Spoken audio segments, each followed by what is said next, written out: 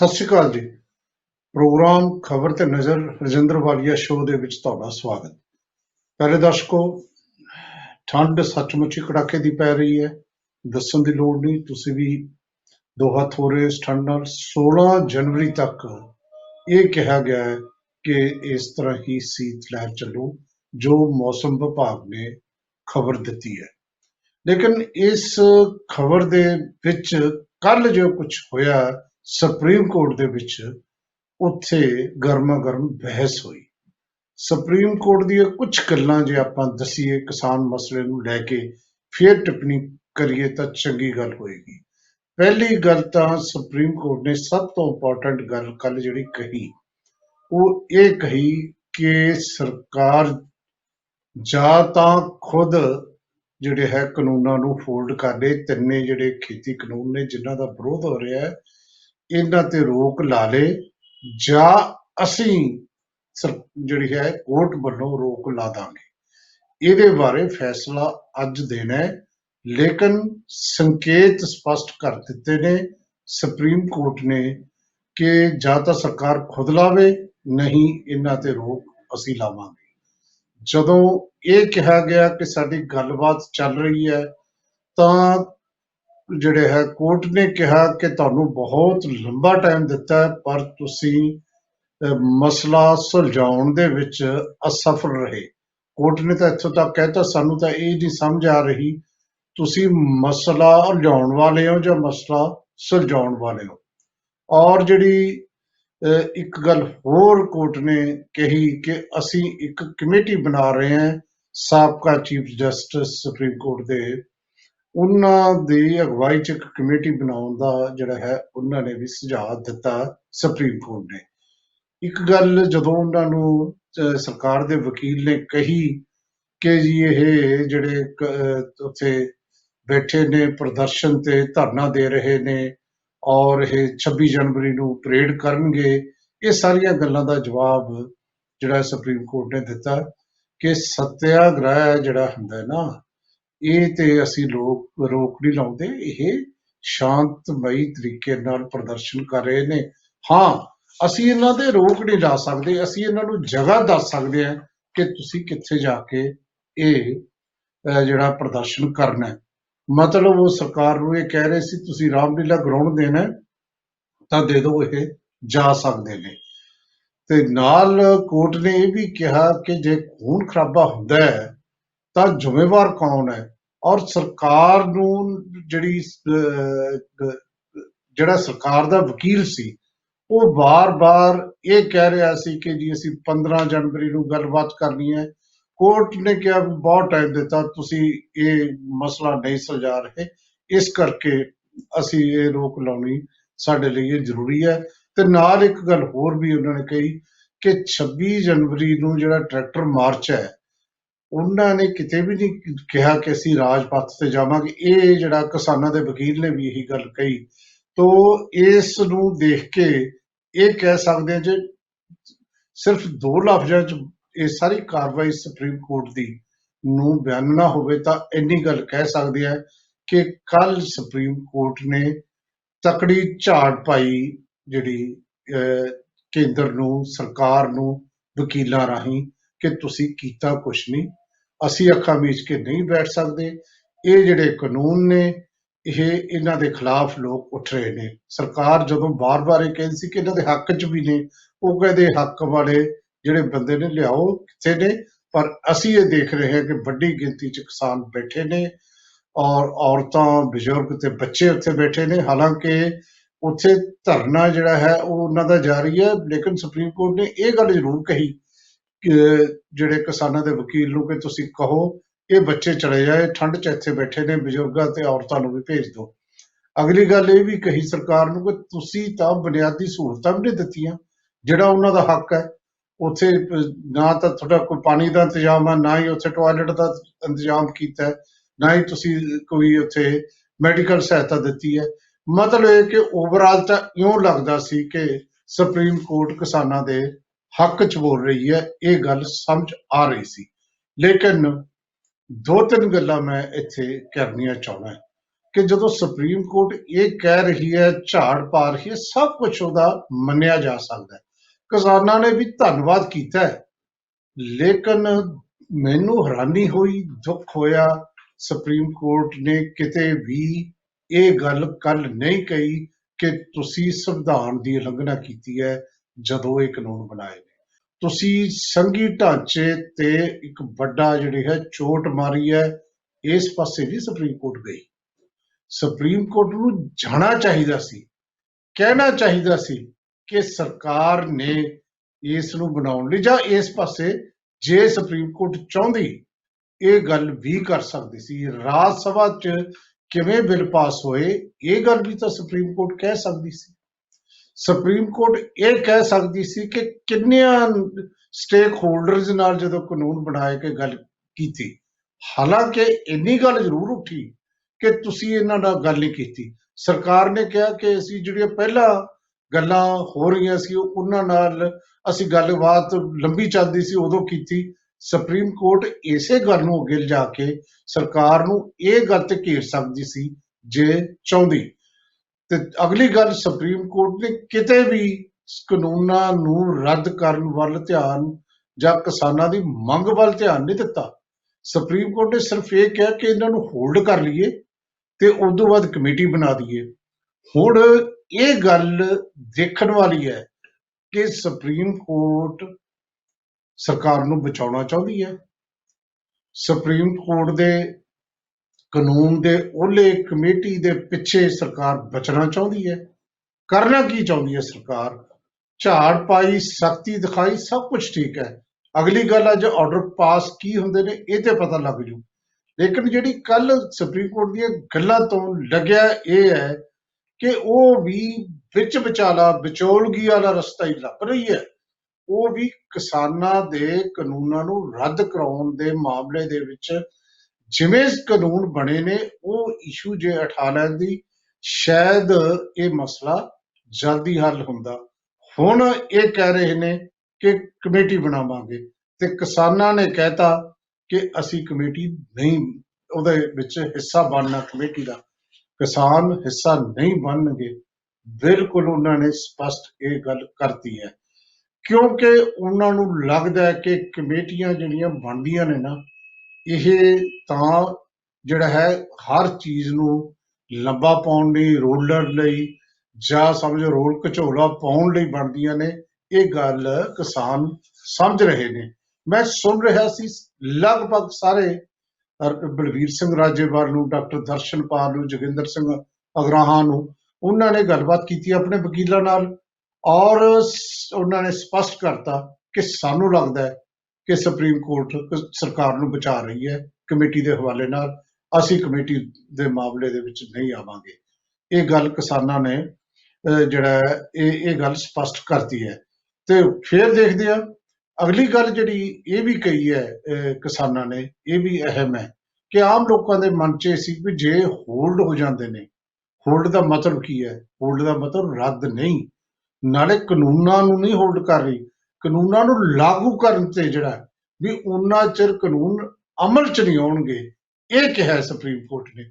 ਤੋਂ supreme court ਦੀ ਇਹ ਸਾਰੀ ਗੱਲ ਝਾੜ ਝੰਬ ਬਹੁਤ ਵਧੀਆ, ਸਾਰਾ ਕੁਝ ਠੀਕ ਹੈ, ਲੇਕਿਨ ਸੁਪਰੀਮ ਕੋਰਟ ਉੱਪਰੋਂ ਤਾਂ ਲੱਗਦੀ ਹੈ ਵੀ ਬੜੀ ਸਖਤ ਸੀ, ਪਰ ਅਸਲ ਦੇ ਵਿੱਚ ਸੁਪਰੀਮ ਕੋਰਟ ਵੀ ਕਿਤੇ ਨਾ ਕਿਤੇ ਸਰਕਾਰ ਦਾ ਬਚਾਅ ਕਰਦੀ ਨਜ਼ਰ ਆਉਂਦੀ ਹੈ ਜੇ ਉਸ ਨੂੰ ਸਹੀ ਤਰੀਕੇ ਨਾਲ ਐਨਾਲਿਸਿਸ ਕਰੀਏ।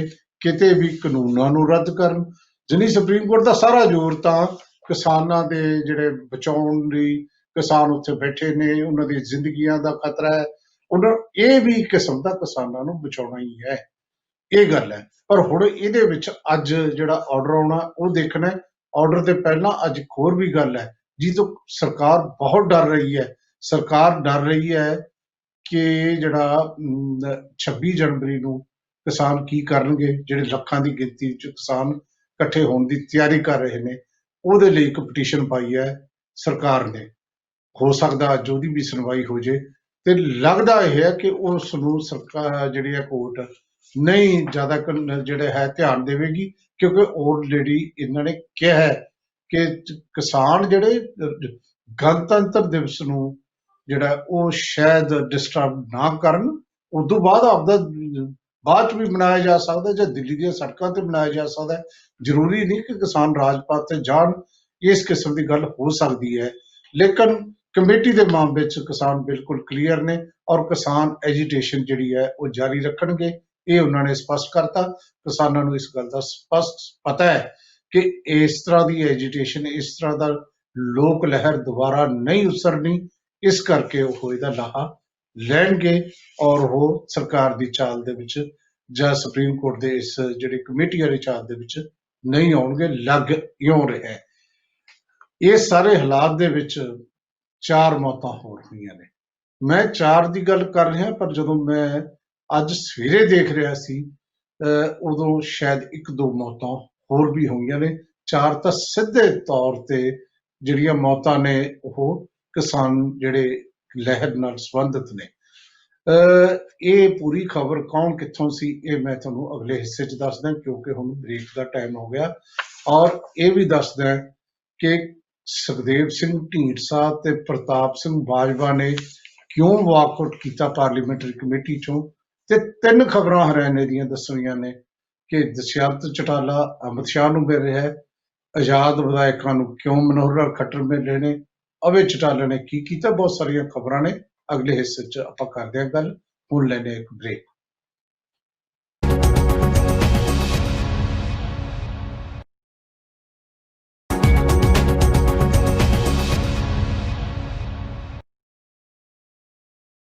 ਬ੍ਰੇਕ ਤੋਂ ਬਾਅਦ ਤੁਹਾਡਾ ਫਿਰ ਸਵਾਗਤ। ਦੇਖੋ, ਗੱਲ ਬੜੀ ਸਪਸ਼ਟ ਹੈ। ਜਿਵੇਂ ਮੈਂ ਕਿਹਾ ਕਿ 4 ਕਿਸਾਨਾਂ ਦੀ ਮੈਂ ਗੱਲ ਦੱਸਣਾ ਹੈ, ਪਰ ਮੈਨੂੰ ਲੱਗਦਾ ਹੈ ਕਿ ਕਿਸਾਨਾਂ ਦੀ ਜਿਹੜੇ ਸ਼ਹਾਦਤ ਜਿਨ੍ਹਾਂ ਦੀ ਹੋਈ ਹੈ ਕੱਲ 'ਚ, ਉਹਨਾਂ ਦੀ ਗਿਣਤੀ ਜ਼ਿਆਦਾ ਹੈ। ਤੁਸੀਂ ਕਹੋਗੇ ਜੇ ਗਿਣਤੀ ਜ਼ਿਆਦਾ ਹੈ ਤੁਸੀਂ ਕਿਉਂ ਨਹੀਂ ਦੱਸ ਰਹੇ। ਮੈਂ ਇਸ ਕਰਕੇ ਨਹੀਂ ਦੱਸ ਰਿਹਾ ਸੀ ਕਿ ਜਦੋਂ ਮੈਂ ਤੁਹਾਡੇ ਲਈ ਖਬਰਾਂ ਲੈ ਕੇ ਆ ਰਿਹਾ ਸੀ, ਉਸ ਵੇਲੇ ਅਸਲ ਅਖਬਾਰ ਲੇਟ ਆਉਂਦੇ ਨੇ, ਤੇ ਮੈਂ ਦੇਖ ਰਿਹਾ ਸੀ ਕਿ ਜਿਹੜੇ 9 ਮੈਂ ਲਿਖੇ ਨੇ, ਇਹਨਾਂ ਤੋਂ ਇਲਾਵਾ 9 ਮੈਂ ਅਖਬਾਰ 'ਚ ਦੇਖ ਰਿਹਾ ਸੀ। ਮੈਂ ਇਹ ਵੀ ਗੱਲ ਕਹਿਣਾ ਕਿ ਜਿਸ ਤਰ੍ਹਾਂ ਸ਼ਹਾਦਤ ਹੋ ਰਹੀ ਹੈ, ਕਿਸਾਨ ਜਾ ਰਹੇ ਨੇ, ਸ਼ਹੀਦ ਹੋ ਰਹੇ ਨੇ, ਉਹਨਾਂ ਦੀ ਲਿਸਟ ਮੈਂ ਕਿਸਾਨ ਜਥੇਬੰਦੀਆਂ ਨੂੰ ਪਹਿਲਾਂ ਵੀ ਕਿਹਾ ਸੀ, ਉਹਨਾਂ ਕੋਲ ਸਾਰੀ ਲਿਸਟ ਹੈ, ਉਹ ਸੋਸ਼ਲ ਮੀਡੀਆ ਤੇ ਜਾਰੀ ਕਰ ਦੇਣ ਤਾਂ ਕਿ ਲੋਕਾਂ ਕੋਲ ਇੱਕ ਵਾਰੀ ਆ ਜਾਏ, ਲੋਕ ਫਿਰ ਉਹ ਕਲੀਅਰ ਹੋ ਜਾਣਗੇ ਕਿ ਹੁਣ ਤੱਕ 75, ਹੁਣ ਮੇਰੇ ਹਿਸਾਬ ਨਾਲ 75 ਮੌਤਾਂ ਹੋ ਚੁੱਕੀਆਂ ਨੇ, 75 ਸ਼ਹੀਦ ਹੋ ਚੁੱਕੇ ਨੇ ਕਿਸਾਨ ਇਸ ਅੰਦੋਲਨ ਦੇ ਵਿੱਚ। ਦੇਖੋ, ਕੱਲ 2 ਕਿਸਾਨ ਸਿੱਧੇ ਤੌਰ ਤੇ, ਵੈਸੇ ਤਾਂ 3 ਹੀ ਮੁਕਤਸਰ ਜ਼ਿਲ੍ਹੇ ਨਾਲ ਸੰਬੰਧਿਤ ਨੇ। ਜਗਦੀਸ਼ ਸਿੰਘ ਇਹ ਸਿੱਧੂਪੁਰ ਗਰੁੱਪ ਦਾ ਸੀ, 60 ਵਰ੍ਹਿਆਂ ਦਾ ਕਿਸਾਨ ਸੀ। ਟੀਟੂ ਸਿੰਘ ਇਹ ਤਾਂ ਬਿਲਕੁਲ ਹੀ ਜੰਗ 40 ਵਰ੍ਹਿਆਂ ਦਾ ਸੀ। ਦੋਨਾਂ ਨੂੰ ਦਿਲ ਦਾ ਦੌਰਾ ਪਿਆ। ਦੋਨੇ ਜਿਹੜੇ ਨੇ ਇਹ ਜ਼ਿਲ੍ਹਾ ਮੁਕਤਸਰ ਦੇ ਸੀ, ਟਿੱਕਰੀ ਬਾਰਡਰ ਤੇ ਹੋਇਆ ਇਹਨਾਂ ਦਾ। ਫਿਰ ਇੱਕ ਕਿਸਾਨ ਹਰਪਿੰਦਰ ਸਿੰਘ, ਜਿਹਨੂੰ ਉਹਦੇ ਦੋਸਤ ਨੂੰ ਨੀਟੂ ਖਾਲਸਾ ਵੀ ਕਹਿੰਦੇ ਸੀ, ਇਹ ਅੱਬਲ ਖਰਾਣਾ ਦਾ ਸੀ। ਹੁਣ ਇਹ ਜਿਹੜਾ ਅੱਬਲ ਖਰਾਣਾ, ਇਹ ਵੀ ਮੁਕਤਸਰ ਦੇ ਵਿੱਚ ਹੈ। ਇਹ ਹਫ਼ਤਾ ਤੱਕ ਲਾ ਕੇ ਜਦੋਂ ਉੱਥੇ ਗਿਆ ਤਾਂ ਬਿਮਾਰ ਹੋ ਗਿਆ, ਫਿਰ ਇਹਨੂੰ ਲੈ ਕੇ ਹਸਪਤਾਲ ਦੇ ਵਿੱਚ ਲੁਧਿਆਣੇ, ਉੱਥੇ ਇਹ ਇਸ ਦੁਨੀਆ ਤੋਂ ਚਲਿਆ ਗਿਆ। ਸੋ ਇਸੇ ਤਰ੍ਹਾਂ ਇੱਕ ਹੋਰ ਖਬਰ ਹੈ, ਉਹ ਬਹੁਤ ਮਾੜੀ ਹੈ। ਇਹ ਤਾਂ ਜਿਹੜੀਆਂ ਮੌਤਾਂ ਹੋ ਰਹੀਆਂ ਨੇ ਨਾ, ਇਹ ਤਾਂ ਨੈਚੁਰਲ ਨੇ ਕਿਸਮ ਦੀਆਂ, ਦਿਲ ਦਾ ਦੌਰਾ ਪੈ ਗਿਆ। ਲੇਕਿਨ ਜਿਹੜਾ ਧੌਲਾ ਪਿੰਡ ਹੈ ਬਰਨਾਲੇ ਦਾ, ਉੱਥੇ ਦੇ ਕਿਸਾਨ ਹੈ ਨਿਰਮਲ ਸਿੰਘ, 48 ਸਾਲ ਦੀ ਉਮਰ ਹੈ, ਕਰਜ਼ਾ ਸੀ 2-4 ਲੱਖ, ਇਹ 'ਚ ਕੋਈ ਸਾਰਾ ਪੰਜਾਬ ਵੀ ਕਰਜ਼ੇ ਹੇਠ ਹੈ, ਸਭ ਨੂੰ ਪਤਾ ਹੈ। ਤੇ ਉਹ ਧਰਨੇ ਤੋਂ ਆਇਆ, ਆ ਕੇ ਬਹੁਤ ਮਾਯੂਸ ਸੀ। ਉਸ ਮਾਯੂਸੀ 'ਚ ਉਸਨੇ ਖੁਦਕੁਸ਼ੀ ਕੀਤੀ ਹੈ। ਜੇ ਮੈਂ ਦੇਖਾਂ, ਇਹ ਖੁਦਕੁਸ਼ੀ ਸਿੱਧੇ ਤੌਰ ਤੇ ਇਹ 5ਵੀਂ ਖੁਦਕੁਸ਼ੀ ਹੈ। ਮੈਂ ਉਦੋਂ ਵੀ ਸੰਤ ਰਾਮ ਸਿੰਘ ਹੋਰਾਂ ਦੇ ਟਾਈਮ ਇਹ ਗੱਲ ਕਹੀ ਸੀ ਕਿ ਇਹ ਸਿਲਸਿਲਾ ਨਹੀਂ ਵਧਣਾ ਚਾਹੀਦਾ ਅੱਗੇ, ਇਹ ਨਹੀਂ ਇਸ ਤਰ੍ਹਾਂ ਹੋਣਾ ਚਾਹੀਦਾ, ਚੜ੍ਹਦੀ ਕਲਾ 'ਚ ਰਹਿਣਾ ਚਾਹੀਦਾ ਹੈ। ਤੇ ਜਿੰਨੇ ਵੀ ਲੋਕ ਪ੍ਰਚਾਰਕ ਬੁਲਾਰੇ ਬੋਲਦੇ ਨੇ, ਇੱਧਰ ਜ਼ਰੂਰ ਧਿਆਨ ਦੇਣ ਕਿ ਅਸੀਂ ਅਖੀਰ ਤੱਕ ਲੜਨ ਲਈ ਆਏ ਹਾਂ, ਅਸੀਂ ਲੜਦੇ ਮਰਨ ਲਈ ਆਏ ਹਾਂ, ਅਸੀਂ ਆਪਣੇ ਆਪ ਨੂੰ ਮਾਰਨ ਲਈ ਨਹੀਂ ਇੱਥੇ ਆਏ। ਇਸ ਕਿਸਮ ਦੀ ਗੱਲ ਹੋਣੀ ਚਾਹੀਦੀ ਹੈ।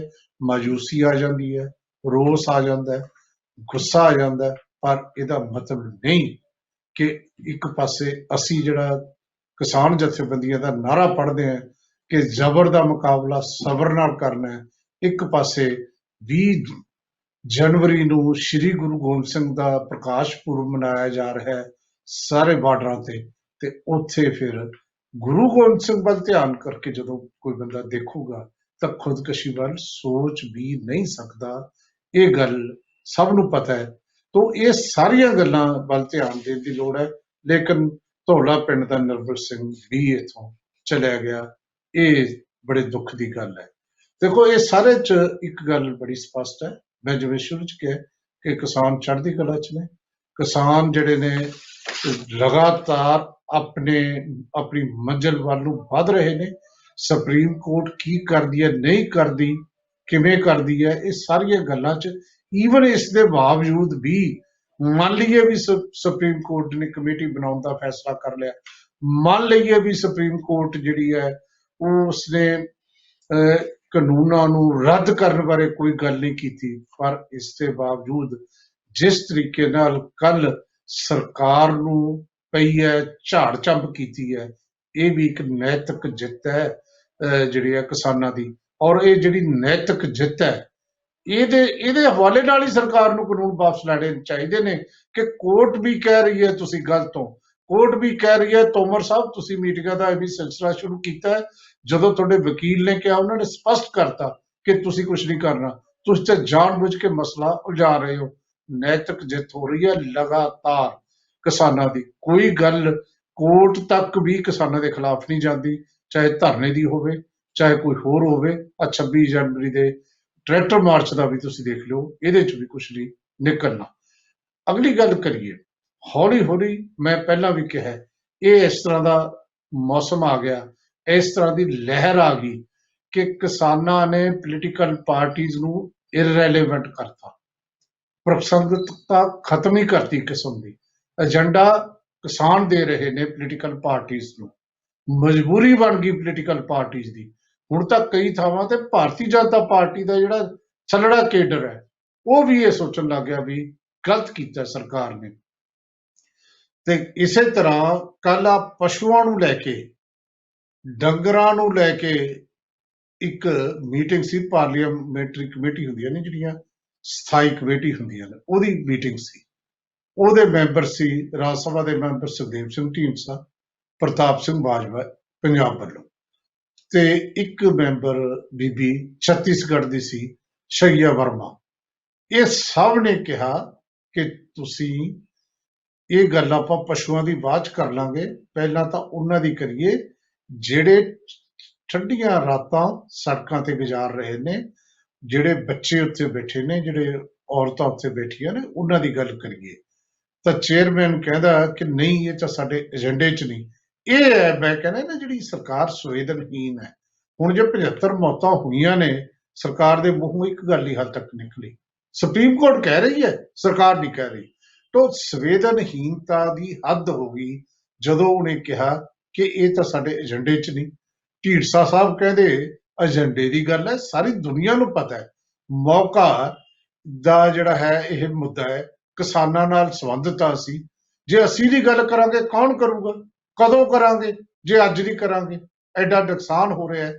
ਤੇ ਜਦੋਂ ਨਹੀਂ ਮੰਨੇ ਤਾਂ ਫਿਰ ਉਹਨਾਂ ਨੇ ਵਾਕਆਊਟ ਕੀਤਾ, ਫਿਰ ਪ੍ਰਤਾਪ ਸਿੰਘ ਬਾਜਵਾ ਨੇ ਵਾਕਆਊਟ ਕੀਤਾ, ਫਿਰ ਸ਼ਈਆ ਵਰਮਾ ਨੇ ਵਾਕਆਊਟ ਕੀਤਾ। ਦੇਖੋ ਵਾਕਆਊਟ ਕਰਨਾ, ਇਹ ਡਾਇਸੈਂਟ ਰਜਿਸਟਰ ਕਰਾਉਣਾ ਆਪਣੇ ਆਪ 'ਚ ਬਹੁਤ ਵੱਡੀ ਗੱਲ ਹੁੰਦੀ ਹੈ, ਪਤਾ ਲੱਗੇ ਵੀ ਚੱਲ ਕੀ ਰਿਹਾ ਜਾਂ ਹੋਣਾ ਕੀ ਚਾਹੀਦਾ ਹੈ, ਇਹ ਗੱਲ ਵੀ ਆਪਾਂ ਸਮਝ ਲਈਏ। ਦੋ ਤਿੰਨ ਮੈਂ ਤੁਹਾਨੂੰ ਕਿਹਾ ਸੀ ਖਬਰਾਂ ਹਰਿਆਣਾ ਦੀਆਂ ਲੈਣੀਆਂ ਨੇ। ਦੇਖੋ ਹਰਿਆਣਾ ਦੇ ਵਿੱਚ ਜੋ ਕੁਝ ਚੱਲ ਰਿਹਾ, ਹਰਿਆਣਾ ਸਰਕਾਰ ਸੱਚਮੁੱਚ ਹੀ ਡਰੀ ਹੋਈ ਹੈ। ਮਨੋਹਰ ਲਾਲ ਖੱਟਰ ਨਾਲ ਜੋ ਕਰਨਾਲ ਦੇ ਕੈਮਲਾ 'ਚ ਹੋਇਆ, ਭਾਵੇਂ 900 ਬੰਦਿਆਂ ਤੇ ਕੇਸ ਕਰਤਾ, ਭਾਵੇਂ ਗੁਰਨਾਮ ਸਿੰਘ ਚਡੂਨੀ ਸਮੇਤ 89 ਬੰਦੇ ਨਾਮਜ਼ਦ ਵੀ ਕਰ ਲਏ, ਇਹ ਸਾਰੀਆਂ ਗੱਲਾਂ ਠੀਕ ਨੇ, ਪਰ ਇਸ ਦੇ ਬਾਵਜੂਦ ਡਰੇ ਹੋਏ ਨੇ। ਔਰ ਇੰਨੇ ਡਰੇ ਹੋਏ ਨੇ ਮੰਤਰੀ ਕਿ 26 ਜਨਵਰੀ ਦਾ ਝੰਡਾ ਵੀ ਨਹੀਂ 8 ਜ਼ਿਲ੍ਹਿਆਂ 'ਚ ਮੰਤਰੀ ਚੜਾ ਰਹੇ। ਅਜੀਤ ਤੋਂ ਲੈ ਕੇ ਸਾਰੇ ਇਸ ਤਰ੍ਹਾਂ ਕੌਣ ਫਿਰ ਚੜਾ ਰਿਹਾ ਝੰਡਾ? ਡੀਸੀਆਂ ਨੂੰ ਕਹਿਤਾ ਤੁਸੀਂ ਇਹ ਚੜਾ ਦਿਓ। ਤੇ ਨਹੀਂ ਤਾਂ ਫਿਰ ਕੌਣ ਉਹਨਾਂ ਦੀ ਰਾਖੀ ਕਰੂਗਾ? ਪੁਲਿਸ ਪਰੇਡ ਕਰੂ ਕਿ ਉਹਨਾਂ ਦੀ ਰਾਖੀ ਕਰੂ? ਐਨੇ ਡਰੇ ਹੋਏ ਨੇ। ਤਾਂ ਉਸ ਡਰ ਦੇ ਵਿੱਚ ਇੱਕ ਡਰ ਨੋ ਡਰ ਖੱਟਰ ਨੂੰ ਹੈ ਕਿ ਉਹਦੀ ਸਰਕਾਰ ਗਈ। ਹੁਣ ਉਹਨੂੰ ਲੱਗਦਾ ਹੈ ਕਿ ਦੁਸ਼ਯੰਤ ਚੌਟਾਲਾ ਜ਼ਿਆਦਾ ਚਿਰ ਨਹੀਂ ਦਬਾਅ ਸਹਿਣ ਕਰ ਸਕਦਾ ਲੋਕਾਂ ਦਾ, ਜਾਟਾਂ ਦਾ, ਜਿਹੜਾ ਉਹਦਾ ਵੋਟ ਬੈਂਕ ਹੈ। ਤਾਂ ਫਿਰ ਉਹ ਕੀ ਕਰ ਰਿਹਾ? ਉਹਨੇ ਕੱਲ੍ਹ ਅਮਿਤ ਸ਼ਾਹ ਨਾਲ ਮੀਟਿੰਗ ਵੀ ਕਰਨੀ ਹੈ। ਯਾਨੀ ਦੁਸ਼ਯੰਤ ਚੌਟਾਲਾ ਮਿਲ ਰਿਹਾ ਹੈ ਗ੍ਰਹਿ ਮੰਤਰੀ ਅਮਿਤ ਸ਼ਾਹ ਨੂੰ, ਤੇ ਕੱਲ ਬਿਜਲੀ ਮੰਤਰੀ ਰਣਜੀਤ ਤੇ ਚੌਟਾਲਾ ਦੇ ਘਰ ਇਹ ਮਨੋਹਰ ਲਾਲ ਖੱਟੜ ਆਜ਼ਾਦ MLAs ਨੂੰ ਲੈ ਕੇ ਰੋਟੀ ਤੇ ਮਿਲੇ, ਲੰਚ ਡਿਪਲੋਮੇਸੀ ਜਿਹਨੂੰ ਕਹਿੰਦੇ ਆ। ਤੇ ਉੱਥੇ ਉਹਨਾਂ ਨੂੰ ਜੇ ਬਾਈ ਦੀ ਵੇ ਦੁਸ਼ਯੰਤ ਚੌਟਾਲਾ ਛੱਡ ਕੇ ਜਾਂਦਾ ਹੈ ਤਾਂ ਸਰਕਾਰ ਬਚੀ ਰਹੇ, ਜਿਨੀ ਸਰਕਾਰ ਨੂੰ ਬਚਾਉਣ ਦੀ ਕਵਾਇਦ ਸ਼ੁਰੂ ਕਰ ਲਈ ਇਹਨਾਂ ਨੇ। ਤੇ ਨਾਲ ਦੀ ਨਾਲ ਆਪਾਂ ਤੀਜੀ ਖਬਰ ਵੀ ਇਹਦੀ ਦੇਖ ਲਈਏ, ਉਹ ਹੈ ਅਭੈ ਚੌਟਾਲਾ ਦੀ। ਅਭੈ ਚੌਟਾਲਾ ਜਿਹੜਾ ਹੈ ਉਸ ਨੇ, ਦੇਖੋ ਅਭੈ ਚੌਟਾਲਾ ਜਿਹੜਾ ਇੰਡੀਅਨ ਨੈਸ਼ਨਲ ਲੋਕ ਦਲ ਦਾ MLA ਹੈ ਐਲਨਾਬਾਦ ਤੋਂ, ਪਾਰਟੀ ਦਾ ਜਨਰਲ ਸਕੱਤਰ ਵੀ ਹੈ। ਇਹ ਪਾਰਟੀ ਦਾ ਬੇਸ ਵੀ ਕਿਸਾਨਾਂ 'ਚ ਹੈ। ਤੋ ਅਭੈ ਚੌਟਾਲਾ ਨੇ ਇੱਕ ਚਿੱਠੀ ਲਿਖੀ ਹੈ, ਚਿੱਠੀ ਲਿਖ ਕੀ ਮੇਲ ਕੀਤੀ ਹੈ ਸਪੀਕਰ ਨੂੰ। ਉਹ ਕਹਿੰਦਾ ਵੀ ਜੇ ਤੁਸੀਂ 26 ਜਨਵਰੀ ਤੱਕ ਇਹ ਮਸਲਾ ਹੱਲ ਨਹੀਂ ਕਰਦੇ ਤਾਂ ਇਹਨੂੰ ਮੇਰਾ ਅਸਤੀਫਾ ਸਮਝੋ। ਤੋ ਮਤਲਬ ਇਹ ਹੈ ਕਿ ਹੁਣ ਅਭੈ ਚੌਟਾਲਾ ਵੀ, ਜੇ ਦੁਸ਼ਯੰਤ ਆ ਜਾਂਦਾ ਤਾਂ ਜ਼ਿਆਦਾ ਚਿਰ ਨਹੀਂ ਚੱਲਣੀ ਇਹ ਸਰਕਾਰ। ਇਹ ਖਿਆਲ ਰੱਖੀਏ ਕਿ ਜਿਹੜਾ ਮਨੋਹਰ ਲਾਲ ਖੱਟੜ ਕੱਲ ਕਹਿੰਦਾ ਸੀ ਮੇਰੇ ਕੋਈ ਮਰੋੜ ਨਹੀਂ, ਉਹ ਕਹਿੰਦੇ ਤੇਰੀ ਮਰੋੜ ਕੱਢਾਂਗੇ। ਆਮ ਲੋਕਾਂ ਦੇ ਵਿੱਚ ਸਾਈਕੀ ਜਿਹੜੀ ਬਹੁਤ ਵਾਰ ਇਹ ਗੱਲ ਹੋਈ ਹੈ, ਪੰਜਾਬ ਤੇ ਹਰਿਆਣਾ ਦੇ ਕਿਸਾਨਾਂ ਦੀ, ਜੱਟਾਂ ਤੇ ਜਾਟਾਂ ਦੀ ਮਾਨਸਿਕਤਾ 'ਚ ਕੋਈ ਵੱਡਾ ਫਰਕ ਨਹੀਂ ਹੈ। ਔਰ ਜਿਹੜਾ ਬੰਦਾ ਵੀ ਧਰਤੀ ਨਾਲ ਜੁੜਿਆ ਉਹਦੇ 'ਚ ਕਦੇ ਉਹਨਾਂ ਦੀ ਮਾਨਸਿਕਤਾ ਵੀ ਉਸੇ ਤਰ੍ਹਾਂ ਦੀ ਹੁੰਦੀ ਹੈ। ਇਹ ਜ਼ਿਆਦਾ ਚਿਰ ਨਹੀਂ, ਇਹ ਨਜ਼ਰ ਆ ਰਹੀ ਹੈ। ਸਭ ਤੋਂ ਜ਼ਿਆਦਾ ਜਿਹੜਾ ਦਬਾਅ ਦੁਸ਼ਯੰਤ ਚੌਟਾਲਾ ਤੇ ਹੈ। ਮਸਾ ਨੌਜਵਾਨ ਨੂੰ ਡਿਪਟੀ CM ਦੀ ਕੁਰਸੀ ਮਿਲੀ ਸੀ, ਪਰ ਕਰੂ ਕੀ ਉਹ, ਇਹ ਨਹੀਂ ਸਮਝ ਆ ਰਹੀ। ਦੇਖੋ ਗੱਲ ਇਹ ਹੈ ਕਿ ਹਰਜੀਤ ਗਰੇਵਾਲ ਨੂੰ ਵੀ ਨਹੀਂ ਕੁਝ ਸਮਝ ਆ ਰਿਹਾ ਕਿ ਕਰੂ ਕੀ ਉਹ। ਹਰਜੀਤ ਗਰੇਵਾਲ ਕੱਲ ਆ ਗਿਆ ਪਟਿਆਲੇ ਕਿਤੇ, ਤੇ ਹੁਣ ਰੋਟੀ ਖਾਣੀ ਸੀ।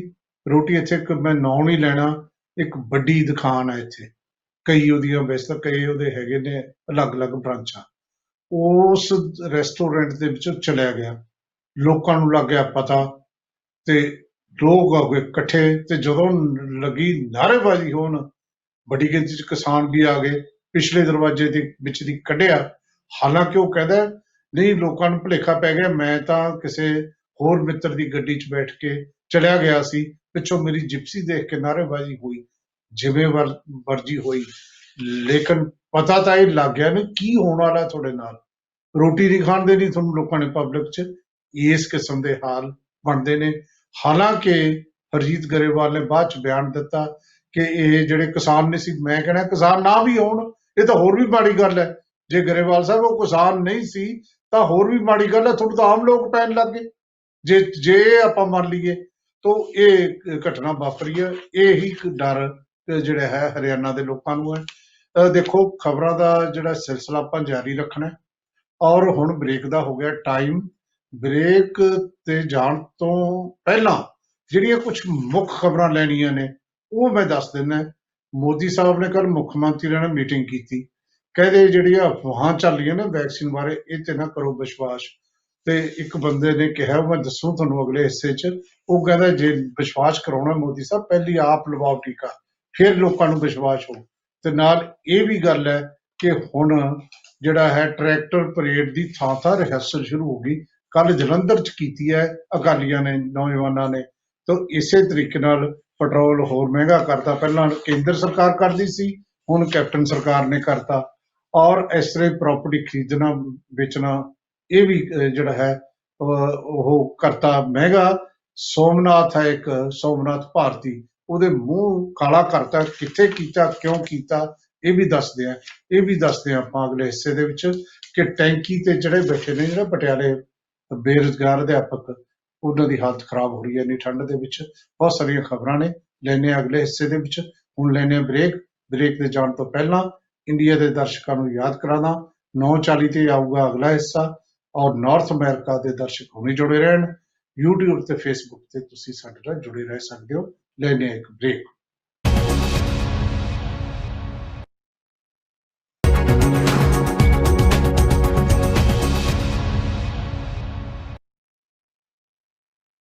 ਬ੍ਰੇਕ ਤੋਂ ਬਾਅਦ ਤੁਹਾਡਾ ਫਿਰ ਸਵਾਗਤ। ਕੱਲ ਮੀਟਿੰਗ ਕੀਤੀ ਹੈ ਜੀ ਸਾਡੇ ਦੇਸ਼ ਦੇ ਪ੍ਰਧਾਨ ਮੰਤਰੀ ਨੇ ਮੁੱਖ ਮੰਤਰੀਆਂ ਨਾਲ ਤੇ ਕਰੋਨਾ ਬਾਰੇ ਗੱਲ ਕੀਤੀ ਹੈ, ਖਾਸ ਤੌਰ ਤੇ ਕਰੋਨਾ ਦੇ ਟੀਕੇ ਬਾਰੇ ਗੁਣਗਾਨ ਕੀਤਾ ਕਿ ਟੀਕਾ ਬਹੁਤ ਵਧੀਆ ਹੈ।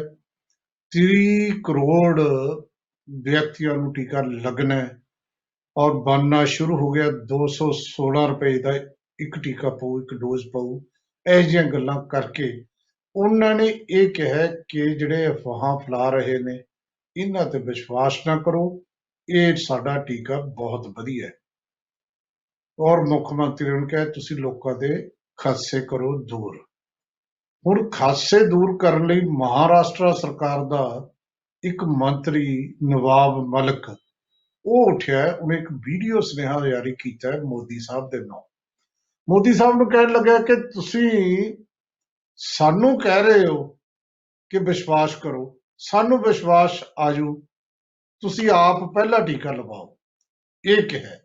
ਸੋ ਇਸ ਤਰ੍ਹਾਂ ਦੀ ਗੱਲ ਜਿਹੜੀ ਚੱਲ ਰਹੀ ਹੈ। ਵੈਸੇ ਮੋਦੀ ਸਾਹਿਬ ਜੇ 30 ਕਰੋੜ ਨੇ ਲਵਾਉਣਾ ਹੈ ਤਾਂ ਤੁਸੀਂ ਵੀ ਤਾਂ ਲਵਾਉਣਾ ਹੈ ਕਿ ਤੁਸੀਂ ਬਾਹਰਲਾ ਕੋਈ ਅਮਰੀਕਾ ਦਾ ਟੀਕਾ ਲਵਾਉਣਾ ਹੈ ਟਰੰਪ ਦੇ ਜਾਣ ਤੋਂ ਪਹਿਲਾਂ ਨਹੀਂ ਤਾਂ ਤੁਸੀਂ ਵੀ ਟੀਕਾ ਲਵਾਓ। ਲੋਕ ਇੰਸਪਾਇਰ ਹੋਣਗੇ ਔਰ ਆਪਣੇ ਆਪ ਹੀ ਟੀਕਾ ਲਾਉਣਗੇ। ਸੋ ਮੋਦੀ ਸਾਹਿਬ ਨੇ ਇਕੱਲਾ ਇਹੀ ਨਹੀਂ ਗੱਲ ਕੀਤੀ, ਕੱਲ ਉਹਨਾਂ ਨੇ ਸਾਰੇ ਸੂਬਿਆਂ ਨੂੰ ਬਰਡ ਫਲੂ ਬਾਰੇ ਵੀ ਜਿਹੜਾ ਹੈ ਸਤਰਕ ਰਹਿਣ ਲਈ ਕਿਹਾ। ਦੇਖੋ ਇਹ ਬਿਮਾਰੀ ਨਵੀਂ ਜਿਹੜੀ ਆ ਗਈ ਹੈ ਇਹਨੇ ਬਹੁਤ ਤੰਗ ਕੀਤਾ। ਹੁਣ ਚੰਡੀਗੜ੍ਹ ਸਮਝ ਨਹੀਂ ਆਉਂਦੀ ਕਿ ਪੰਜਾਬ 'ਚ ਕਿਉਂ ਨਹੀਂ। ਚਲੋ ਜੇ ਚੰਡੀਗੜ੍ਹ ਹੈ ਤਾਂ ਪੰਜਾਬ 'ਚ ਨਹੀਂ ਹੈ, ਚੰਗੀ ਗੱਲ। ਅਸੀਂ ਕਦੋਂ ਕਹਿੰਦੇ ਹਾਂ ਕਿ ਪੰਜਾਬ 'ਚ ਆਵੇ, ਪਰ ਜੇ ਚੰਡੀਗੜ੍ਹ ਜਾਂ ਇੱਥੇ ਰਾਏਪੁਰ ਰਾਣੀ ਦੇ ਵਿੱਚ 4-5 ਲੱਖ ਤੋਂ ਵੱਧ ਜਿਹੜੇ ਵਰਡ, 4 ਲੱਖ ਤੋਂ ਵੱਧ ਤਾਂ ਵੈਸੇ ਮਾਰੇ ਗਏ ਔਰ ਬਾਕੀਆਂ ਨੂੰ ਖੁਦ ਮਾਰਨਾ ਪੈਣਾ ਹੈ ਜਾਂ ਮਾਰਨੇ ਸ਼ੁਰੂ ਕਰਤੇ। ਤੋਂ ਪੰਚਕੂਲਾ ਤੱਕ ਚੰਡੀਗੜ੍ਹ ਲੇਕ ਤੇ ਮਰ ਰਹੇ ਨੇ, ਪੌਂਗ ਡੈਮ ਤੇ ਉਦੋਂ ਫੇਰ ਤਾਂ ਸਾਰੇ 7 ਸੂਬਿਆਂ ਦੇ ਕੱਲ ਮੈਂ ਤੁਹਾਡੇ ਸਾਹਮਣੇ ਜ਼ਿਕਰ ਕੀਤਾ ਸੀ। ਤੋਂ ਬਹੁਤ ਵੱਡੀ ਗਿਣਤੀ ਦੇ ਵਿੱਚ ਇਹਦਾ ਨੁਕਸਾਨ ਵੀ ਤਾਂ ਬਹੁਤ ਹੈ। ਜਿਹੜੇ ਲੋਕਾਂ ਨੂੰ ਆਪਾਂ ਕਹਿੰਦੇ ਆ ਕਿ ਤੁਸੀਂ ਭਾਈ ਸਹਾਇਕ ਧੰਦੇ ਅਪਣਾਓ, ਜਿਹੜੇ ਬੰਦੇ ਨੇ ਸਹਾਇਕ ਧੰਦੇ ਦੇ ਤੌਰ ਤੇ ਪੋਲਟਰੀ ਨੂੰ ਅਪਣਾਇਆ ਉਹ ਕੀ ਕਰੂਗਾ? ਜਿਵੇਂ ਮੁਰਗੀਆਂ ਮਰ ਰਹੇ ਨੇ, ਜਿਸ ਤਰੀਕੇ ਨਾਲ ਆਂਡੇ ਨਹੀਂ ਵਿਕ ਰਹੇ, ਜਿਸ ਤਰੀਕੇ ਨਾਲ ਡਾਊਨ ਹੋ ਰਹੀ ਹੈ, ਇਕੱਲੇ ਇਹਨਾਂ ਨਹੀਂ, ਜਿਹੜੇ ਹੁਣ ਵਿਆਹਾਂ ਦਾ ਸੀਜ਼ਨ ਸ਼ੁਰੂ ਹੋਣਾ ਹੈ ਆ ਮਲਮਾਸ ਤੋਂ ਬਾਅਦ 15 ਤੋਂ ਬਾਅਦ, ਉੱਥੇ ਵੀ ਲੋਕਾਂ ਨੂੰ ਬੜੀ ਪ੍ਰੋਬਲਮ ਹੋਣੀ ਹੈ। ਮਾਰਕੀਟ ਪਹਿਲੇ ਹੀ ਕਰੋਨਾ ਨੇ ਖਾਧੀ ਹੈ ਤੇ ਨਵੀਂ ਵਿਪਤਾ ਪਈ ਹੈ। ਸੋ ਮੋਦੀ ਸਾਹਿਬ ਨੇ ਕਿਹਾ ਕਿ ਤੁਸੀਂ ਸਤਰਕ ਰਹੋ। ਦੇਖੋ ਜੀ ਮੋਦੀ ਸਾਹਿਬ ਜੋ ਕਹਿੰਦੇ ਨੇ ਉਹ ਮੰਨਿਆ ਕਰੋ, ਸਤਰਕ ਰਹੋ। ਅਗਲੀ ਗੱਲ ਆਪਾਂ ਕਰ ਲਈਏ, ਲੋਕ ਜਿਹੜੇ ਨੇ ਆਪ ਮੁਹਾਰੇ ਉੱਠ ਰਹੇ ਨੇ। ਪੋਲੀਟੀਕਲ ਪਾਰਟੀਆਂ ਲਗਾਤਾਰ ਇਹ ਪ੍ਰਚਾਰ ਕਰ ਰਹੀਆਂ ਨੇ, ਇਹ ਦਿਖਾਉਣ ਦੀ ਕੋਸ਼ਿਸ਼ ਕਰ ਰਹੀਆਂ ਨੇ ਕਿ ਅਸੀਂ ਕਿਸਾਨਾਂ ਦੇ ਨਾਲ ਹੈ। ਸ਼੍ਰੋਮਣੀ ਅਕਾਲੀ ਦਲ ਦੇ ਪ੍ਰਧਾਨ ਨੇ ਤਾਂ ਇੱਕ ਦਿਨ ਕਹਿਤਾ ਸੀ ਜਿਹੜੇ ਲੋਕ ਸ਼ਹੀਦ ਹੋ ਰਹੇ ਨੇ 60-65% ਤਾਂ ਸਾਡੇ ਹੀ ਨੇ। ਦੇਖੋ ਜੋ ਵੀ ਹੈ, ਲੇਕਿਨ ਕੱਲ ਇੱਕ ਟਰੈਕਟਰ ਮਾਰਚ ਕੀਤਾ ਹੈ ਸ਼੍ਰੋਮਣੀ ਅਕਾਲੀ ਦਲ ਦੇ ਯੂਥ ਵਿੰਗ ਨੇ, ਬੰਸੀ ਜਿਹੜਾ ਰਮਾਨਾ ਇਹਨਾਂ ਦਾ ਪ੍ਰਧਾਨ ਹੈ ਉਹਦੀ ਅਗਵਾਈ 'ਚ ਜਲੰਧਰ ਦੇ ਵਿੱਚ। ਇਸ ਲਈ ਕੀਤਾ ਕਿ ਤਿਆਰੀ ਕਰੀਏ, ਆਪਾਂ ਦਿੱਲੀ ਚੱਲੀਏ 26 ਜਨਵਰੀ ਨੂੰ। ਲਗਭਗ ਮੈਂ ਜਿਵੇਂ ਤੁਹਾਨੂੰ ਦੱਸਿਆ ਸੀ ਪਹਿਲਾਂ ਪਟਿਆਲਾ 'ਚ ਹੋਇਆ, ਹੁਣ ਕੋਈ ਪੋਲੀਟੀਕਲ ਪਾਰਟੀਆਂ ਕਰ ਰਹੀਆਂ ਨੇ, ਕੋਈ ਲੋਕ ਆਪਣੇ ਆਪ ਉੱਠ ਰਹੇ ਨੇ। ਤੋਂ ਇਹਦਾ ਮਤਲਬ ਇਹ ਹੈ ਕਿ ਇਹ ਜਿਹੜੀ ਲਹਿਰ ਹੈ, ਜੇ ਜਲੰਧਰ ਦੇ ਵਿੱਚ, ਪਟਿਆਲਾ ਦੇ ਵਿੱਚ, ਅੰਮ੍ਰਿਤਸਰ ਦੇ ਵਿੱਚ, ਸ਼ਹਿਰਾਂ ਦੇ ਵਿੱਚ ਲੋਕ ਉੱਠਣ ਲੱਗੇ ਨੇ ਤਾਂ ਸੱਚਮੁੱਚ ਇਹ ਲੋਕ ਲਹਿਰ ਬਣਦੀ ਜਾ ਰਹੀ ਹੈ। ਜਿਵੇਂ ਮੈਂ ਕਿਹਾ ਸੀ ਕਿ ਇਹ ਸੁਪਰੀਮ ਕੋਰਟ ਨੇ ਪਿਛਲੀ ਵਾਰ ਕਿਹਾ ਸੀ ਨਾ ਕਿ ਅਸੀਂ ਕਮੇਟੀ 'ਚ ਪੀ ਸਾਈਨਾਥ ਵਰਗੇ ਬੰਦੇ ਲੈ ਰਹੇ ਨੇ, ਤਾਂ ਪੀ ਸਾਈਨਾਥ ਤਾਂ ਪਿਛਲੇ ਦਿਨੀ ਚੰਡੀਗੜ੍ਹ ਆ ਕੇ ਇਹ ਵੀ ਕਹਿ ਗਿਆ ਸੀ ਕਿ ਇਹ ਕਾਨੂੰਨ ਰੱਦ ਕਰੋ। ਤਾਂ ਇੱਕ ਧਿਰ ਬਣਿਆ ਹੋਇਆ, ਜੋ ਸਾਰੇ ਲਗਭਗ ਬੁੱਧੀਜੀਵੀ ਧਿਰ ਬਣੇ ਹੋਏ ਨੇ। ਤਾਂ ਸਰਕਾਰ ਕੋਲ ਤਾਂ ਬੁੱਧੀਜੀਵੀ ਨਹੀਂ ਮਿਲਣੇ ਜੇ ਉਹ ਮਾਹਰ ਨਹੀਂ ਮਿਲਣੇ, ਕਿਉਂਕਿ ਮਾਹਰਾਂ ਨੂੰ ਤਾਂ ਗੱਲ ਦੀ ਸਮਝ ਹੈ। तो इस किस्म के हालात दे विच ਜਿਹੜੀ ਹੈ ਤਿਆਰੀ ਹੋ ਰਹੀ ਹੈ, ਟਰੈਕਟਰ ਠੀਕ ਹੋ ਰਹੇ ਨੇ, ਟਰੈਕਟਰ ਰਿਪੇਅਰ ਹੋਣ ਦੇ ਨਾਲ ਨਾਲ ਜਿਹੜੀ ਹੈ ਇੱਕ ਹੋਰ ਵੀ ਗੱਲ ਮੈਨੂੰ ਕੱਲ ਪਤਾ ਲੱਗੀ ਕਿ ਦੁਕਾਨਦਾਰ ਦੱਸੇ ਕਹਿੰਦੇ ਝੰਡੇ ਨਹੀਂ ਮਿਲ ਰਹੇ। ਤੇ ਫਿਰ ਉਦੋਂ ਗੱਲ ਹੋਰ ਕਲੀਅਰ ਹੋਈ ਜਦੋਂ ਅਗਰਾਹਾਂ ਗਰੁੱਪ ਨੇ ਕਿਹਾ ਕਿ ਅਸੀਂ 2.5 ਲੱਖ ਝੰਡੇ ਤੇ 5 ਲੱਖ ਅਸੀਂ ਆਪਦੇ ਬੈਚ ਬਣਾਏ ਸੀ। ਇਹ ਜਿਹੜੇ ਨਕਲੀ ਜਿਵੇਂ ਨਾ ਕਿਤਾਬਾਂ ਪਬਲਿਸ਼ਰ ਆ ਜਾਂਦੇ ਨੇ, ਇਹ ਨਕਲੀ ਝੰਡੇ ਆਪਣੇ ਆਪ ਹੀ ਬਣਾ ਕੇ ਜਿਹੜੇ ਵੇਚ ਰਹੇ ਨੇ, ਵੱਡਾ ਬਿਜ਼ਨਸ ਬਣ ਗਿਆ, ਪੈਸੇ ਕਮਾਉਣ ਲੱਗ ਗਏ ਲੋਕ ਲਹਿਰ ਨਾਲ ਦਿੱਲੀ ਜਾਣ ਨਾ ਜਾਣ, ਆਪਦੀਆਂ ਵੱਡੀਆਂ ਗੱਡੀਆਂ ਤੇ ਝੰਡਾ ਲਾਉਣ ਦਾ, ਕਿਸਾਨੀ ਝੰਡਾ ਲਾਉਣ ਦਾ ਫੈਸ਼ਨ ਬਣ ਗਿਆ, ਲਾਈ ਫਿਰਦੇ ਨੇ ਲੋਕ। ਇਹਦੇ ਨਾਲ ਇੱਕ ਖਾਸ ਕਿਸਮ ਦਾ ਲੋਕਾਂ ਨੇ ਘਰਾਂ ਤੇ ਝੰਡੇ ਲਾਉਣੇ ਸ਼ੁਰੂ ਕਰਤੇ। ਇਹ ਇੱਕ ਹਵਾ ਬਣ ਰਹੀ ਹੈ। ਅਗਲੀ ਗੱਲ ਕਰੀਏ ਕਿ ਜਿਹੜਾ ਹੈ ਮੰਤਰੀ ਮੰਡਲ ਪੰਜਾਬ ਦੀ ਕੱਲ ਹੋਈ ਮੀਟਿੰਗ 'ਚ ਮਿਲਿਆ ਕੁਛ ਨਹੀਂ, ਲੇਕਿਨ ਲੋਕਾਂ ਦੀਆਂ ਜੇਬਾਂ ਕੱਟਣ ਦਾ ਫੈਸਲਾ ਹੋ ਗਿਆ। ਜੇਬਾਂ ਹਰ ਰੋਜ਼ ਵੀ ਕੱਟੀਆਂ ਜਾਣੀਆਂ ਨੇ, ਜੇਬਾਂ ਕਦੇ ਵੀ। ਹਰ ਰੋਜ਼ ਜਦੋਂ ਤੁਸੀਂ ਪੈਟਰੋਲ ਤੇ ਡੀਜ਼ਲ ਪਵਾਓਗੇ ਤਾਂ ਤੁਸੀਂ 25 ਪੈਸੇ ਲੀਟਰ ਦੇ ਹੋਰ ਜ਼ਿਆਦਾ ਦਿਓਗੇ ਤੇ ਹੋ ਗਿਆ ਡੀਜ਼ਲ ਤੇ ਇਹ ਮਹਿੰਗਾ। ਔਰ ਕਿਹਾ ਗਿਆ ਕਿ ਇਹ ਬੁਨਿਆਦੀ ਢਾਂਚੇ ਦੇ ਉਹਦੇ 'ਚ ਜਾਊਗਾ 216 ਕਰੋੜ ਤੇ 16 ਲੱਖ ਰੁਪਇਆ ਅਸੀਂ ਇਕੱਠਾ ਕਰ ਲੈਣਾ ਹੈ ਇਹ ਵਧਾ ਕੇ। ਇਕੱਲਾ ਇਹੀ ਨਹੀਂ ਵਧਾਇਆ, ਇੱਕ ਹੋਰ 'ਚ ਉਹ ਵੀ ਬੁਨਿਆਦੀ ਢਾਂਚਾ ਠੀਕ ਕਰਨਾ ਹੈ। ਲੋਕਾਂ ਦਾ ਢਾਂਚਾ ਹਿੱਲੇ ਜਾਂ ਨਾ ਹਿੱਲੇ ਜਿਹੜਾ ਹੈ, ਲੇਕਿਨ ਸਰਕਾਰ ਦਾ ਢਾਂਚਾ ਜ਼ਰੂਰ ਜਿਹੜਾ ਬੁਨਿਆਦੀ ਜਾਣਾ ਚਾਹੀਦਾ। ਉਹ ਇਹ ਹੈ ਕਿ ਪ੍ਰਾਪਰਟੀ, ਜੇ ਤੁਸੀਂ ਕੋਈ ਪਲਾਟ ਖਰੀਦਣਾ ਹੈ ਤਾਂ ਉਹ ਤੇ ਫਿਰ ਪੈਸੇ ਤੁਹਾਨੂੰ ਜ਼ਿਆਦਾ ਦੇਣੇ ਪੈਣੇ ਨੇ। ਤੋ ਉਹ ਵੀ ਬਹੁਤ ਜ਼ਿਆਦਾ, ਕਿਵੇਂ 25 ਪੈਸੇ 100 ਦੇ ਮਗਰ, ਤੁਸੀਂ ਦੇਖੋ ਕਿੱਥੇ ਪਹੁੰਚ ਜਾਂਦੀ ਹੈ ਗੱਲ। ਤੋ ਇਹਦੇ ਨਾਲ ਰੈਵਨਿਊ ਇਕੱਠਾ ਕਰਨਾ ਸਰਕਾਰ ਨੇ, ਫਿਰ ਸਰਕਾਰ ਨੇ ਰੈਵਨਿਊ ਖਰਚਣਾ। ਆ ਜਿਹੜੇ ਕੁਛ ਹੁੰਦਾ ਇਹ ਲੋਕਾਂ ਨੂੰ ਮੈਂ ਬਹੁਤ ਵਾਰ ਕਿਹਾ ਕਿ ਜਦੋਂ ਵੀ ਜੋ ਵੀ ਸਰਕਾਰ ਕਰਦੀ ਹੈ, ਜਿਹੜੀਆਂ ਗੱਡੀਆਂ 'ਚ ਘੁੰਮਦੇ ਨੇ, ਜਿਹੜੇ ਸਿਕਿਉਰਿਟੀ ਲਈ ਫਿਰਦੇ ਨੇ ਨਾ ਤੁਹਾਡੇ ਲੀਡਰ, ਇਹ ਤੁਹਾਡੀ ਜੇਬ 'ਚੋਂ ਲਈ ਫਿਰਦੇ ਨੇ। ਇਹ ਅਸਲ ਦੇ ਵਿੱਚ ਜਦੋਂ ਵੀ ਕੋਈ ਸਰਕਾਰ ਕੰਮ ਕਰਦੀ ਹੈ ਸਮਝੋ ਤੁਸੀਂ ਕਰ ਰਹੇ ਹੋ, ਕਿਉਂਕਿ ਅਸਲ ਦੇ ਵਿੱਚ ਟੈਕਸ ਤਾਂ ਤੁਸੀਂ ਟੈਕਸ ਪੇਅਰ ਹੋ ਨਾ, ਤੁਹਾਡਾ ਖਰਚਾ ਹੋ ਰਿਹਾ ਹੈ। ਚਲੋ ਆਪਾਂ ਅੱਗੇ ਵਧੀਏ। ਇਹ ਖਬਰ ਹੈਗੀ ਹੈ ਕਾਫੀ ਦਿਨਾਂ ਬਾਅਦ ਇਸ ਤਰ੍ਹਾਂ ਦੀ ਖਬਰ। ਵੈਸੇ ਆਮ ਆਦਮੀ ਪਾਰਟੀ ਦੇ ਅਰਵਿੰਦ ਕੇਜਰੀਵਾਲ ਨੂੰ ਤਾਂ ਇਹਦਾ ਅਭਿਆਸ ਕਾਫੀ ਹੋ ਗਿਆ ਸੀ। ਕਈ ਵਾਰੀ ਮੂੰਹ ਤੇ ਕਾਲਖ ਮਲੀ, ਸ਼ਾਹੀ ਛੁੱਟੀ, ਇਸ ਕਿਸਮ ਦਾ ਕੰਮ ਤਾਂ ਪਹਿਲਾਂ ਕਈ ਵਾਰੀ ਹੋਇਆ, ਲੇਕਿਨ ਹੁਣ ਉਹਨਾਂ ਦੀ ਪਾਰਟੀ ਦਾ ਇੱਕ ਲੀਡਰ ਹੈ ਸੋਮਨਾਥ ਭਾਰਤੀ। ਇਹ ਗਿਆ ਅਮੇਠੀ ਇਹਦਾ ਵਿਰੋਧ ਹੋਇਆ। ਵਿਰੋਧ ਦਾ ਕਾਰਨ ਵੀ ਵੱਡਾ ਸੀ, ਪਤਾ ਨਹੀਂ ਉਹਨੇ ਕਿਉਂ ਬਿਆਨ ਦਿੱਤਾ, ਕਿਸ ਸੰਦਰਭ 'ਚ ਦਿੱਤਾ, ਲੇਕਿਨ ਜਿਸ ਤਰ੍ਹਾਂ ਅਖਬਾਰਾਂ 'ਚ ਛਪਿਆ ਇਹ ਉੱਥੇ ਕਹਿੰਦਾ ਕਿ ਜਿਹੜੇ ਯੂਪੀ ਦੇ ਹਸਪਤਾਲ ਹੈ ਉਹਨਾਂ 'ਚ ਕੁੱਤੇ ਦੇ ਬੱਚੇ ਪੈਦਾ ਹੁੰਦੇ ਨੇ। ਇਹਦਾ ਵਿਰੋਧ ਹੋਣਾ ਸੁਭਾਵਿਕ ਸੀ, ਹੋਇਆ, ਤੇ ਇਹਦੇ ਮੂੰਹ ਤੇ ਸ਼ਾਹੀ ਛੁੱਟਦੀ ਔਰ ਮੂੰਹ ਕਾਲੇ ਦੀ ਫੋਟੋ ਅਖਬਾਰਾਂ ਦੇ ਵਿੱਚ ਅੱਜ ਛਪੀ ਹੋਈ ਹੈ, ਫਰੰਟ ਪੇਜ ਤੇ। ਉਹ ਛਪਦਾ ਨਾ ਛਪਦਾ, ਪਰ ਅੱਜ ਛਪਿਆ ਹੋਇਆ। ਤੇ ਇਹ ਫੜ ਵੀ ਲਿਆ ਇਹਨੂੰ, 14 ਦਿਨ ਦੀ ਨਿਆਂਕ ਹਿਰਾਸਤ, ਜਿਹੜੀ ਜੁਡੀਸ਼ੀਅਲ ਰਿਮਾਂਡ ਜਿਹਨੂੰ ਕਹਿੰਦੇ ਹੁੰਦੇ ਨੇ, ਉਹ ਦੇਤਾ। ਸੋ ਇਹ ਆਪਣੇ ਆਪ ਦੇ ਵਿੱਚ ਹੁਣ ਕੀ ਕਹਿੰਦੇ ਨੇ, ਕਿਵੇਂ ਕਰਦੇ ਨੇ ਕਿ ਆਪੋਜੀਸ਼ਨ ਨੂੰ ਇਸ ਦੇਸ਼ ਦੇ ਵਿੱਚ ਕੀ ਕੀਤਾ ਜਾ ਰਿਹਾ ਹੈ, ਇਹ ਗੱਲ ਵੱਖਰੀ ਹੈ। ਲੇਕਿਨ ਸੋਮਨਾਥ ਭਾਰਤੀ ਜਿਹੜੇ ਨੇ ਇਹ ਜੀ ਸਟੇਟਮੈਂਟ ਦੇ ਕੇ ਅੱਜ ਕੱਲ ਜਿਹੜੇ ਹੈ ਖਬਰਾਂ 'ਚ ਛਾਏ ਹੋਏ ਨੇ। ਅੱਗੇ ਵਧੀਏ। ਅੱਗੇ ਖਬਰ ਜਿਹੜੀ ਹੈ ਉਹ ਪਟਿਆਲਾ ਤੋਂ ਹੈ। ਬੜੀ ਮਾੜੀ ਖਬਰ ਹੈ। ਮੈਂ ਇਹਨੂੰ ਬਹੁਤ ਇਸ ਕਰਕੇ ਮਾੜੀ ਸਮਝਦਾ ਕਿ ਜਿਹੜੇ ਲੋਕ ਨੇ ਨਾ ਉਹ ਪੜ੍ਹਦੇ ਨੇ, ਸੁਪਨੇ ਬੁਣਦੇ ਨੇ, ਸੁਪਨਿਆਂ 'ਚ ਰੰਗ ਭਰਨ ਦੀ ਕੋਸ਼ਿਸ਼ ਕਰਦੇ ਨੇ। ਔਰ ਸੱਚਮੁੱਚ ਹੀ ਜਦੋਂ ਮੈਂ ਡਾਇਰੈਕਟਰ IAS ਸੀ ਨਾ, ਉਦੋਂ ਮੈਂ ਹੋਰ ਕੰਪੀਟੀਸ਼ਨ ਵੀ ਨਾਲ ਉਹਨਾਂ ਦੀ ਤਿਆਰੀ ਵੀ ਅਸੀਂ ਕਰਾਉਂਦੇ ਸੀ। ਉਹਨਾਂ 'ਚ ਟੈਟ ਵੀਕ ਹੁੰਦਾ ਸੀ ਔਰ ਟੈਟ ਪਾਸ ਕਰਨਾ ਕਾਫੀ ਔਖਾ ਹੈ। 1.5-2% ਰਿਜ਼ਲਟ ਆਉਂਦਾ ਰਿਹਾ ਟੈਟ ਦਾ। ਹੁਣ ਤਾਂ ਮੈਨੂੰ ਪਤਾ 3-4 ਸਾਲ ਹੋ ਗਏ ਮੇਰਾ ਲਿੰਕ ਨਹੀਂ ਰਿਹਾ, ਲੇਕਿਨ ਟੈਟ ਪਾਸ ਕਰਕੇ ਪਹਿਲਾਂ ਤਾਂ ਤੁਸੀਂ ਪੜ੍ਹੋ, BEd ਕਰੋ, ਉਦੋਂ ਬਾਅਦ ਟੈਟ ਕਰੋ, ਟੀਚਰ ਐਲੀਜੀਬਿਲਿਟੀ ਟੈਸਟ, ਉਹ ਪਾਸ ਕਰਕੇ ਫਿਰ ਅਧਿਆਪਕਾਂ ਨੂੰ ਨੌਕਰੀ ਨਾ ਮਿਲੇ, ਕਰਨ ਕੀ? ਤਾਂ ਬੇਰੁਜ਼ਗਾਰ ਅਧਿਆਪਕਾਂ ਨੇ ਨੌਕਰੀ ਲਈ ਲੜਨਾ ਸ਼ੁਰੂ ਕੀਤਾ ਸਰਕਾਰ ਨਾਲ। ਅਧਿਆਪਕਾਂ ਨੂੰ ਪਤਾ ਵੀ ਇੱਥੇ ਤਾਂ ਰੋਏ ਬਿਨਾ ਮਾਂ ਵੀ ਦੁੱਧ ਨਹੀਂ ਦਿੰਦੀ, ਉਹ ਰੋਣ ਲੱਗੇ ਤੇ ਨੌਕਰੀਆਂ ਭਾਲਦੇ ਨੇ ਕੈਪਟਨ ਸਰਕਾਰ ਤੋਂ, ਜਿਨ੍ਹਾਂ ਨੇ ਇਹ ਕਿਹਾ ਸੀ ਘਰ ਘਰ ਦੇਵਾਂਗੇ ਰੁਜ਼ਗਾਰ। ਹੁਣ ਨਹੀਂ ਮਿਲਦੀ ਤੇ ਜਾਣ ਕਿੱਥੇ। ਫਿਰ ਉਹਨਾਂ ਨੇ ਜਿਹੜਾ ਹੈ ਕਦੇ ਉਹ ਸਿੱਖਿਆ ਮੰਤਰੀ ਦੇ, ਕਦੇ ਉਹ ਪਟਿਆਲੇ ਦੇ ਵਿੱਚ, ਹੁਣ ਉਹ ਪਟਿਆਲੇ 'ਚ ਆ ਗਏ, ਕੌਣ ਸੁਣਦਾ ਉਹਨਾਂ ਦੀ। ਜੇ ਮੋਤੀ ਮਹਿਲ ਵੱਲ ਨੂੰ ਜਾਂਦੇ ਨੇ ਕੁੜਦੀ ਹੈ ਪੁਲਿਸ। ਫਿਰ ਉਹ ਟੈਂਕੀ ਤੇ ਚੜ ਗਏ, ਟੈਂਕੀ ਤੇ ਚੜ ਕੇ ਆਪਣੇ ਆਪ ਨੂੰ ਤਸੀਹਾ ਦੇਣਾ ਸ਼ੁਰੂ ਕੀਤਾ ਉਹਨਾਂ ਨੇ। 2 ਅਧਿਆਪਕ ਬੈਠ ਕੇ ਟੈਂਕੀ ਤੇ ਉੱਤੇ ਚੜ ਕੇ ਵੀ ਅਸੀਂ ਨਹੀਂ ਉਤਰਨਾ ਇਸ ਠੰਡ ਦੇ ਵਿੱਚ, ਐਡੇ ਉੱਚੀ ਟੈਂਕੀ ਤੇ। ਸੋਚ ਕੇ ਹੀ ਦੇਖ ਲਓ ਤੁਸੀਂ, ਬਾਕੀ ਗੱਲਾਂ ਤਾਂ ਬਾਅਦ ਦੀਆਂ ਨੇ। ਤੇ ਉਹ ਬੈਠੇ ਨੇ, ਲੜਾਈ ਜਿਹੜੀ ਹੈ ਚੱਲ ਰਹੀ ਹੈ।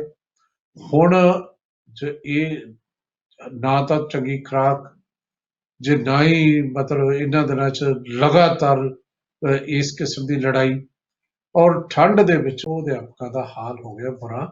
ਸਰਕਾਰ ਜੀ ਸੁਣ ਲਓ ਉਹਨਾਂ ਦੀ ਗੱਲ, ਬਹੁਤ ਮਾੜੀ ਗੱਲ ਹੈ ਇਸ ਤਰ੍ਹਾਂ ਉਹਨਾਂ ਨੂੰ ਉੱਥੇ ਛੱਡਣਾ। ਲਓ ਜੀ, ਖਬਰ ਆਪਾਂ ਲਈਏ ਕਿ ਇੱਕ ਨਵਾਂ ਗਾਇਕ ਪੰਜਾਬ ਨੂੰ ਮਿਲ ਗਿਆ, ਔਰ ਉਹਨੇ ਗਾਣਾ ਵੀ, ਵੀਡੀਓ ਜਿਹੜੀ ਕੱਢੀ ਹੈ ਮੈਂ ਦੇਖੀ ਹੈ, ਨਾਲ ਉਹਦੇ ਜਿਹੜਾ ਸਹਾਇਕ ਹੈ ਉਹ ਕਾਂਗਰਸ ਪਾਰਟੀ ਦਾ MP ਹੈ ਮੁਹੰਮਦ ਸਦੀਕ, ਖੁਦ ਵੱਡਾ ਗਾਇਕ ਹੈ, ਲੇਕਿਨ ਇਹ ਨਵੇਂ ਗਾਇਕ ਨਾਲ ਉਹ ਨੰਬਰ 2 ਤੇ ਆਇਆ, ਸਹਾਇਕ ਦੇ ਤੌਰ ਤੇ ਆਇਆ। ਤੇ ਗਾਇਕ ਕੌਣ ਹੈ ਤੁਸੀਂ ਕਹੋਗੇ ਜੀ, ਉਹ ਹੈ ਰਾਜ ਕੁਮਾਰ ਵੇਰਕਾ, ਜਿਹੜਾ MLA ਅੰਮ੍ਰਿਤਸਰ ਵੇਰਕਾ ਤੋਂ। ਤੇ ਉਹਨੇ ਫਿਰ ਗਾਣਾ ਕਿਹੜਾ ਗਾਇਆ? ਗਾਣਾ ਗਾਇਆ ਹੂਕ। ਤੇ ਮੈਂ ਸੁਣਿਆ, ਖੈਰ ਗਾਣਾ ਕਿਸਾਨਾਂ ਦੀ ਮਦਦ ਲਈ ਹੈ, ਵਧੀਆ ਹੈ। ਖੇਤਾਂ ਚੋਂ ਉੱਠਦੀ ਹੈ ਹੂਕ ਵੇ, ਕਿਹਨੇ ਸੀਨੇ ਉੱਤੇ ਰੱਖਦੀ ਬੰਦੂਕ ਵੇ। ਜੋ ਵੀ ਹੈ, ਆਪਣੇ ਤਰੀਕੇ ਨਾਲ ਵੇਰਕਾ ਸਾਹਿਬ ਤੁਹਾਨੂੰ ਮੁਬਾਰਕ, ਤੁਸੀਂ ਇਸ ਫੀਲਡ ਦੇ ਵਿੱਚ ਵੀ ਆਏ ਹੋ ਤੇ ਸਿਆਸਤ ਦੇ ਨਾਲ ਨਾਲ ਗਾਣਿਆਂ 'ਚ ਵੀ 4 ਪੈਸੇ ਬਣ ਜਾ ਕਰਨਗੇ, ਔਰ ਨਾਲ ਕਿਸਾਨਾਂ ਦੀ ਮਦਦ ਵੀ ਹੋ ਰਹੀ ਹੈ, ਬਹੁਤ ਚੰਗੀ ਗੱਲ ਹੈ। ਸੋ ਪਿਆਰੇ ਦਰਸ਼ਕੋ, ਖਬਰਾਂ ਦਾ ਸਿਲਸਿਲਾ ਕਰਦੇ ਹਾਂ ਸਮਾਪਤ, ਔਰ ਯਾਦ ਕਰਾਵਾਂ ਤੁਹਾਨੂੰ, ਕੱਲ ਸਵੇਰੇ ਫਿਰ ਮਿਲਾਂਗੇ 8:40 ਤੇ ਅੱਜ ਸ਼ਾਮ ਨੂੰ 5:30 ਵਜੇ ਚਰਚਾ ਪ੍ਰੋਗਰਾਮ 'ਚ ਕਰਾਂਗੇ ਮੁਲਾਕਾਤ। ਬਹੁਤ ਬਹੁਤ ਸ਼ੁਕਰੀਆ।